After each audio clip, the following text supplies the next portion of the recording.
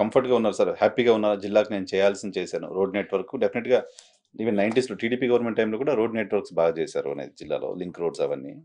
So, మొన్న highways, తర్వాత project ఓకేనా? ఆయన సాటిస్ఫై అయ్యారా? ఇంకా ఇంకా అంటే ఉందా? సాటిస్ఫై కారాయన.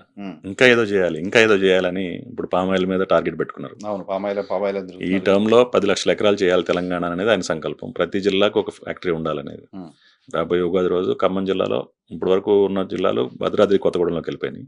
ఇప్పుడు ఖమ్మం జిల్లాలో ఫస్ట్ ప్లాంట్ ఒకటి ఇనాగ్రేషన్ స్టార్ట్ చేయబోతున్నాం, శంకుస్థాపన చేయబోతున్నాం. అట్లా ప్రతి జిల్లాలో ఒక పామాయిల్ ఫ్యాక్టరీ ఉండాల్సిందే. ప్రతి ఇండస్ట్రీకి ఒక 10 మండలాలు మనం కేటాయించుకోగలిగితే సెల్ఫ్ సస్టైన్ అవుతాయి, రైతులు బాగుంటారు.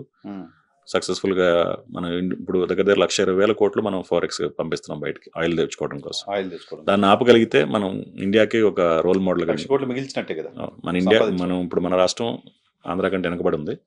బట్ నా కాన్ఫిడెన్స్ ఏంటంటే తుమ్మల గారి నాయకత్వంలో తప్పకుండా ఆంధ్రాని పాస్ అవ్వాలనేది మా టార్గెట్.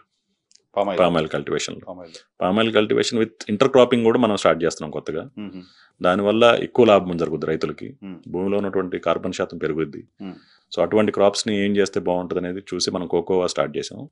రాబోయే రోజుల్లో ఇంకా వేరే అంతర పంటలు ఏవేస్తే రైతుకి 2-3 పంటల మీద ఆదాయం వచ్చి ఆర్థికంగా నిలబడతాడో కాన్ఫిడెంట్గా ఎకరా నుంచి ఒక 2-3 లక్షల ఆదాయం అతను కానీ తీసుకురాగలిగితే మనకు ఉన్నటువంటి 1,50,00,000 ఎకరాల్లో 50% మనం చేయగలిగిన 2-3 లక్షల రెవెన్యూ వచ్చేటట్టు ఈ రాష్ట్రానికి ఎంతో చేసినట్టు అవుతుంది.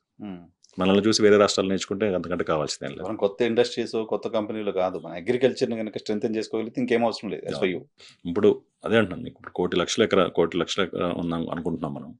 దాని మీద ప్రతి రైతు సంవత్సరానికి 30,000-40,000 ఒక పంట ఖర్చు పెడతాడు. దాని నుంచి వచ్చే ట్యాక్సెస్ గవర్నమెంట్కి ఆల్మోస్ట్ ఒక 20-30% ఉంటే మీరు నెంబర్ చూస్తే లక్షల కోట్లలో ఉంటుంది. దాన్ని ఇంకా మనం అగ్రెసివ్గా ప్రమోట్ చేసి రైతులకు కూడా కాన్ఫిడెన్స్ ఇచ్చి వాళ్ళ వచ్చే ప్రొడక్ట్ని పాడవకుండా లెట్ బి కోల్డ్ స్టోరేజ్లు కానీ సోలార్ డ్రై హీటర్స్ కానీ అటువంటి అనేక లేటెస్ట్ టెక్నాలజీస్ తీసుకొచ్చి వాళ్ళని మనం కాన్ఫిడెంట్గా ఈ పంటకి రేట్ వస్తుంది అనే కాన్ఫిడెన్స్ మనం ఇవ్వగలిగితే రైతు గుండె మీద చేసుకుని హ్యాపీగా అందరూ కూడా ఇప్పుడు ఎవరైతే ఐటీలు చేస్తున్నారో వాళ్ళందరూ కూడా వచ్చి మళ్ళీ వ్యవసాయం చేసే రోజులు ఈ 5 yearsలో మీరు తప్పకుండా చూస్తారు.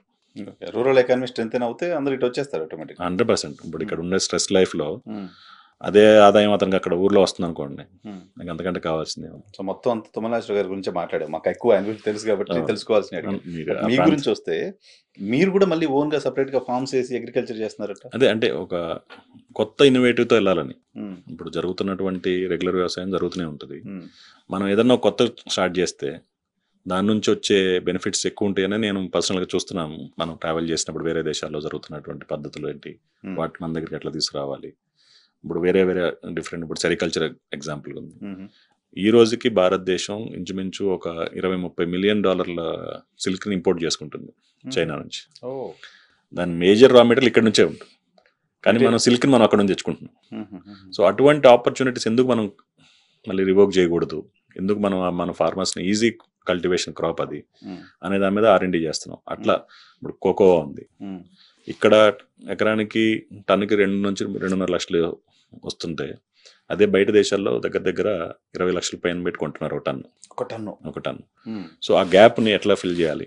ఇప్పుడు కొన్ని కంపెనీస్ ఇక్కడ కూడా వచ్చినాయి, ఇక్కడే చాక్లెట్స్ తయారు చేసి మన కోకోవా తయారైన చాక్లెట్స్ని ఎక్స్పోర్ట్ చేస్తున్నాయి.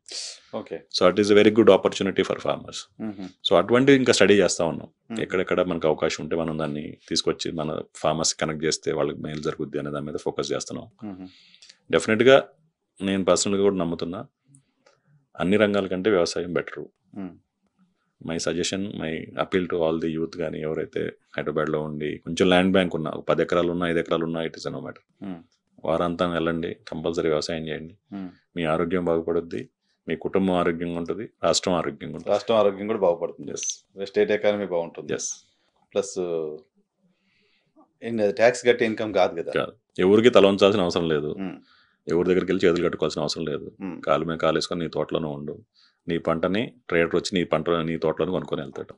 పైగా మీకు అగ్రికల్చర్తో అనుబంధం ఉన్న వాళ్ళకి నేను ఈ నెల ₹1,00,000 సంపాదించే దానికంటే ఈ సంవత్సరం నాకు 10 క్వింటాలు ఎక్కువ పండిందని చెప్పుకోవడం అనేది చాలా కిక్కిస్తుంది. అదే ఇప్పుడు ఉన్నది అదే సార్. ఇప్పుడు అక్కడ మనకి ఏదైతే అమౌంట్ ఫైనాన్షియల్ కంటే కూడా మనం చేసే విధానాలు మారితే, అంటే మనం ఇప్పుడు వర్క్ చేస్తుందంటే మీరు నాకు అడిగారు కాస్ట్ ఎట్లా తగ్గించగలగాలి.